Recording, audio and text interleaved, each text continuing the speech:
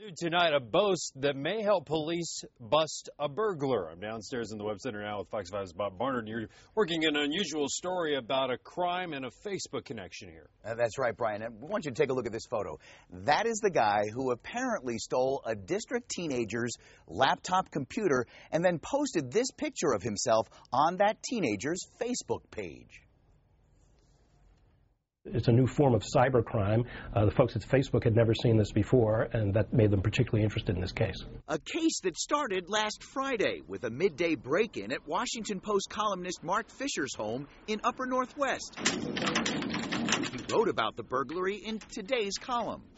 It wouldn't be worth talking about publicly except for the fact that this crook was unbelievably brazen and unbelievably stupid and put a photo of himself out there on Facebook for all to see with the stolen goods. It's a self-portrait now seen around the world. The photo shows the thief wearing my winter coat, which arrived in the mail from Macy's literally one day before the burglary, as well as holding the cash that he took from my son's room with his finger pointing at the cash and a rather gleeful smirk on his face. Fisher says the guy also stole his teenage son's laptop computer with his Facebook page left open.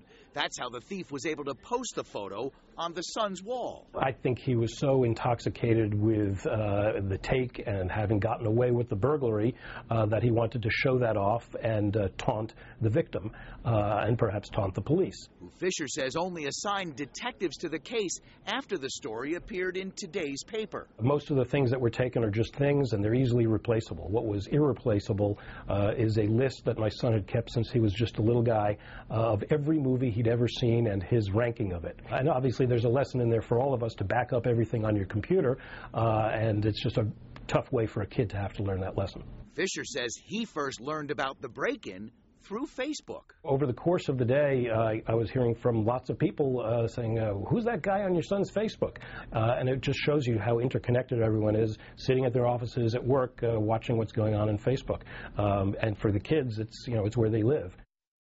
Well, and so as we heard there, police, I guess, are on the case. That's right. Mark says he's heard from detectives who are hearing from Post readers who've seen that picture. So far, not a name to go with that face, though. If caught, convicted, jail time, what are we talking about here? Well, this is not a top burglary, according to Mark Fisher, who's a local columnist and writes about local issues. Says burglary is not a top priority for police prosecutors, and jail space is limited. It's usually for violent offenders, so this guy would likely get probation if caught. Maybe he's been caught before, and perhaps that's why he did this and is kind of smirking about it. I wonder if Mark Fisher wasn't who he was, if it would even get the police attention. You never know. Possibly. A lot of crime out there.